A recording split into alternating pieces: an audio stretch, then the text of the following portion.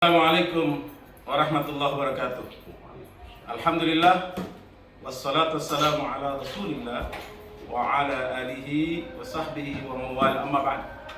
Jumat mubarakah, Jumat yang penuh berkah.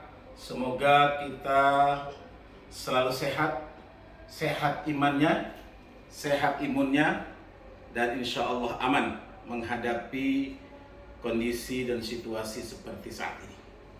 Tadi ketika saya tiba di Bandara Soekarno-Hatta, pengurus masjid di bandara sempat mengeluh karena mulai besok aktivitas di masjid ditiadakan sampai tanggal 20 sebagaimana pengumuman dari Presiden Republik Indonesia tentang apa yang disebut dengan PPKM, pemberlakuan pembatasan kegiatan masyarakat.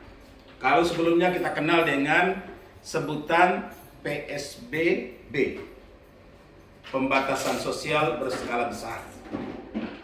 Kalau kita perhatikan, negara ini negara hukum, dan kalau kita lihat di undang-undang, tidak ada satupun undang-undang yang menyebut istilah-istilah ini. Yang ada adalah karantina daerah atau karantina wilayah.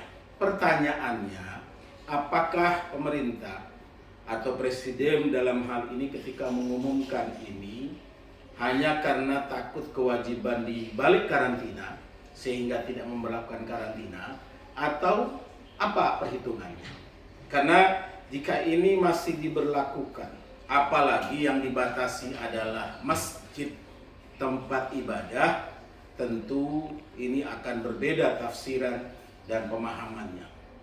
Ketika masyarakat berusaha berupaya walaupun dengan protokol kesehatan, sholat yang berjarak, memakai masker, cuci tangan padahal sudah berwudu, dan seterusnya adalah sebuah upaya untuk menjaga itu.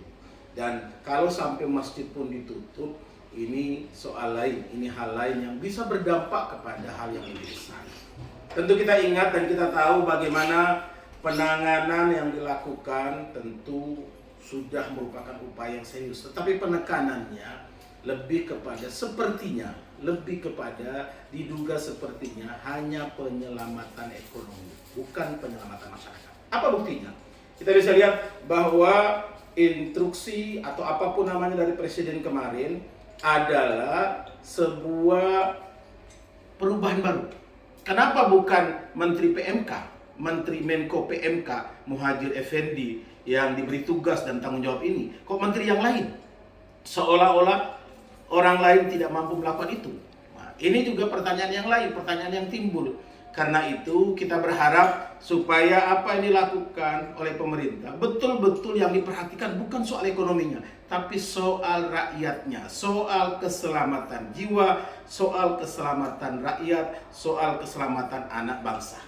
Jadi kita berharap supaya pemberlakuan pembatasan kegiatan masyarakat ini diberikan ruang yang terbatas. Jangan sampai seperti contoh, saya ketika pulang dari Turki kemarin, saya melakukan apa yang disebut dengan